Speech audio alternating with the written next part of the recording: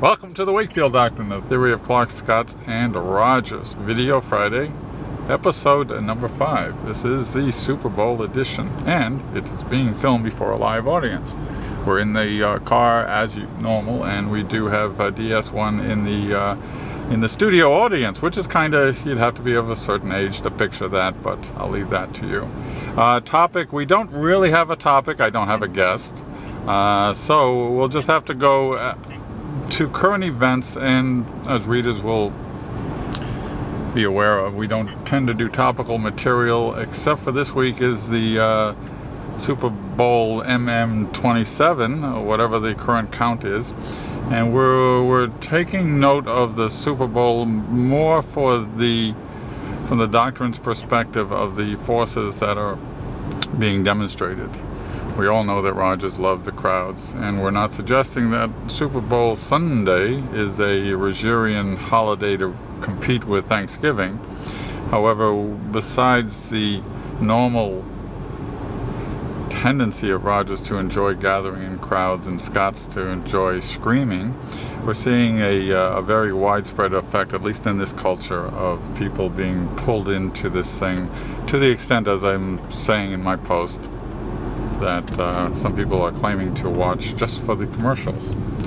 Any reasonable person, which means all of you, will read that statement, hear that statement, and shake your head like Bugs Bunny in a Warner Brothers cartoon with that funny noise.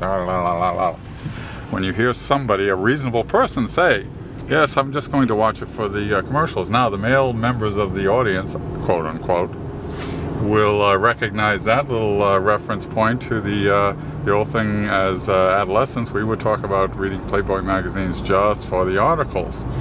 Culturally speaking, I suppose we can make that parallel here. We're going on, which is a reminder to all of us why we don't do topical subject matter here at the Doctrine. The Rogers are obvious out there. The Scots are obvious out there. The Clarks, not so much. Probably the people who are going to claim to watch for the commercials are probably Clarks taking what they think is the easy way out.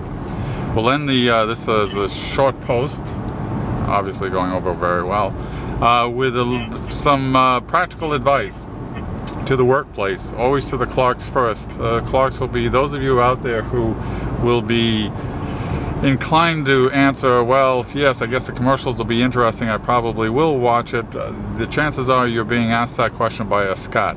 If you're in the workplace and you've got somebody who will insist that you tell them which team that you're rooting for, that's probably a Roger.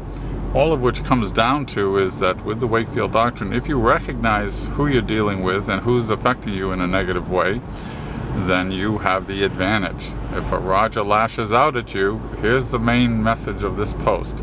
If you're a Clark and you're in a workplace, there's a Roger, probably higher over you.